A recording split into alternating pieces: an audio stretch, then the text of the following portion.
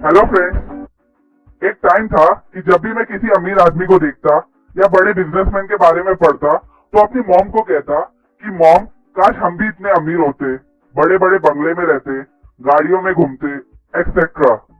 ये अमीर लोग कितने लकी होते हैं ना मॉम। उस वक्त मेरी मॉम कहती कि अमीर बनने के लिए लक के साथ हार्डवर्क करना भी जरूरी है और साथ ही उस कमाए हुए पैसे का प्रॉपर यूज करना भी आना चाहिए।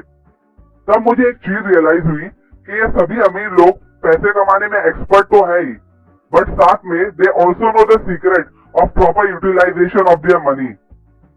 हर महीने के स्टार्टिंग में हमारे बैंक अकाउंट में सैलरी आती है, फिर भी बहुत से लोगों की हालत पैसों के मामले में टाइट होती है और कई बार हमें ये सुनने को मिलता है, मैं ना आखिर है यार, समझना पैसों की कड़की चल रही है। इस वीडियो में मैं आपको एक स्टोरी बताऊंगा जिसके एंड में हमें 3 इंपॉर्टेंट टिप्स मिलेंगे और उस टिप्स की मदद से हम इजीली पैसे सेव करके अमीर बन सकते हैं। So let's begin. बहुत साल पहले की बात है, बेबीलोन नाम का एक एंशियंट सिटी था जहां अर्कद नाम का एक आदमी रहता था। वो दिल का बहुत अच्छा था और साथ में बहुत ज्यादा अमीर भी। वो दिल खोल के चैरिटी करता और लोगों की मदद के लिए हमेशा दान करता था, लेकिन फिर भी उसकी दौलत कम होने की जगह लगातार बढ़ती रहती थी। वहीं उसके कुछ दोस्त जो बेबीलोन में ही रहते थे, अपनी फैमिली को ठीक से 2 वक्त की रोटी भी नहीं दे पा रहे थे। एक दिन उन्होंने अर्कद से पूछा, अर्कद, हम एक ही स्कूल में पढ़ते थे, एक ही गेम साथ में खेलते थे और तुम हमसे ज्यादा स्मार्ट भी नहीं थे, फिर तुम इतने लकी कैसे हो कि आज तुम बेबीलोन के सबसे अमीर आदमी बन गए हो। आज तुम अच्छे से अच्छे कपड़े पहनते हो, अच्छे से अच्छा खाना खाते हो और हम साधारण कपड़े और खाने के आगे सोच भी नहीं सकते। बताओ अर्कद, ऊपर वाला हमारे पर भी मेहरबान क्यों नहीं हो रहा जैसा तुम पर हुआ। अर्कद ने कहा, वो इसलिए दोस्तों क्योंकि तुम इतने सालों में दौलत बनाने के रूल्स और लॉ को समझ नहीं पाए या तो उसे भूल चुके हो। आज मैं तुम्हें अपनी रियल लाइफ स्टोरी बता के उस लॉ ऑफ मेकिंग वेल्थ के बारे में बताऊंगा। अर्कद ने बताया कि ये तब की बात है जब वो बहुत यंग था और घर खर्च चलाने के लिए पत्थरों पे लिखने का काम करता था। उसने एक चीज रियलाइज की थी कि दुनिया की सभी ऐशो आराम के लिए दौलत का होना बहुत जरूरी है और एक दिन वो ये सभी ऐशो आराम को हासिल करके रहेगा।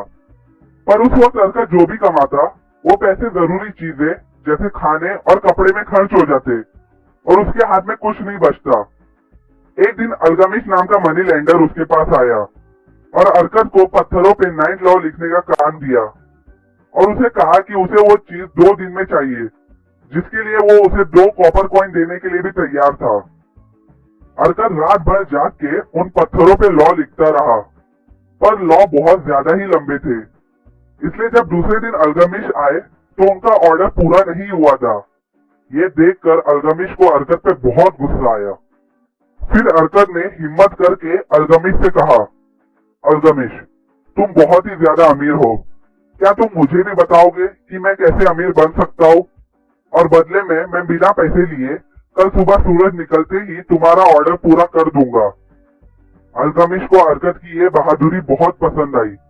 उन्होंने अर्कद से कहा कि वो उसका ऑर्डर पूरा करे और वो उसे अमीर बनने के सीक्रेट बताएंगे। अर्कद ने रात भर मेहनत करके अल्गमिश का ऑर्डर पूरा किया। दूसरे दिन जब अल्गमिश आए तो अर्कद ने कहा कि आपका काम पूरा हो गया है, अब आप प्लीज मुझे अमीर बनने के सीक्रेट बताएं। अल्गमिश ने बताया कि अमीर बनने के लिए एक बहुत ही आसान तरीका है। वो ये है कि तुम अपनी कमाई हुई रकम में से एक छोटा हिस्सा खुद के लिए सेव करो। यही आसान तरीके ने एक शेफर्ड को एक अमीर आदमी बना दिया जो आज अर्कद के सामने खड़ा था। अर्कद पैसों के मामले में बहुत नासमझ था। वो दूसरों पे पैसे खर्च करता पर खुद के लिए कुछ भी सेव नहीं करता था। अल्गमिश ने उसे समझाया कि उसे अपने कमाई का 10% खुद के लिए सेव करना चाहिए, क्योंकि वो 10% उसके लिए एक स्लेव की तरह होगा जिसका सही यूज करने पर वो उसे और कॉपर कॉइन्स ला के देगा। तुम्हारा पहला सेव किया हुआ 10% एक पेड़ की बीज की तरह होगा जो तुम्हारी वेल्थ को इंप्रूव करेगा और जब तुम रेगुलरली अपनी कमाई का 10% उसमें ऐड करोगे वो उस बीज को पानी देने जैसा होगा जो कुछ साल बाद उस गोल्डन बीज को एक मनी प्लांट में कन्वर्ट कर देगा। ये कहकर अल्गमिश चले गए। अरकत ने अल्गमिश की बातों को अच्छे से फॉलो किया और अपने हर महीने की कमाई से खुद के लिए 10% सेव करने लगा। उसे 10% सेव करने के लिए ज्यादा प्रॉब्लम नहीं होती थी और वो 1 साल तक अपनी सैलरी का 10% सेव करने लगा। 1 साल बाद जब अल्गमिश अरकत से मिलने आए तो उन्होंने उससे सेविंग और सेव किए हुए पैसों के बारे में पूछा। अरकत ने बताया कि उसकी सेविंग बहुत अच्छी चल रही है और उसने वो पैसे अपने एक दोस्त को दिए हैं जो ईंट बिछाने का काम करता है। वो उन पैसों से समंदर के रास्ते जाकर दूसरे शहर से कीमती गहने सस्ते में खरीद के लाएगा, जिसे वो बेबीलोन में ज्यादा प्राइस में बेचेंगे। अल्गमिश ने गुस्से में कहा, अरकत तुम पागल हो गया? तुम अपनी बीमारी का इलाज कराने एक बेकरी वाले के पास जाते हो क्या? नहीं ना, तुम एक डॉक्टर के पास जाते हो। ठीक उसी तरह कीमती गहनों के लिए तुम्हें उस आदमी से कांटेक्ट करना चाहिए था जिसके पास उसकी अच्छी मालूमात हो। अल्गमिश की बात सही निकली। अरकत का दोस्त बेवकूफ बन के नकली गहने लेकर आया था, पर इंसान गलती से ही सीखता है, इसलिए अरकत ने फिर से पैसे सेव करना स्टार्ट किया। 1 साल बाद अल्गमिश फिर अरकत से मिलने आए। अरकत ने बताया कि उसने इस बार अपनी सेविंग से एक पीतल खरीदा है जो उसने एक ढाल बनाने वाले को दिया है। वो हर महीने अपने प्रॉफिट में से एक हिस्सा अरकत को देता है और अरकत उन पैसों से अच्छे कपड़े, वाइन और हॉर्स कार्ट जैसी चीजें खरीदता है। अल्गमिश हंस के कहने लगे, ऐसा करने पर वो कभी अमीर नहीं बन पाएगा। वो तो अपने मनी प्लांट को बढ़ने से पहले ही काट दे रहा है। उसे अपने सेविंग को अनइम्पोर्टेंट चीज पे खर्च करने की जगह वापस से सही जगह री इन्वेस्ट करना चाहिए ताकि वो और पैसे जमा कर सके। उन्होंने अरकत को समझाया कि एक टाइम आएगा कि जब वो बिना फिक्र किए पैसे खर्च कर सकेगा, बट वो टाइम अभी आया नहीं है। अब 2 साल बाद अल्गमिश फिर अरकत से मिलने आए। इस बार अरकत ने बताया कि वो उतना अर्न तो नहीं कर पा रहा, पर हाँ, उसकी इन्वेस्टमेंट और री इन्वेस्टमेंट उसके लिए बहुत प्रॉफिट ला रहे हैं। फाइनली उसने दौलत बनाना सीख लिया था।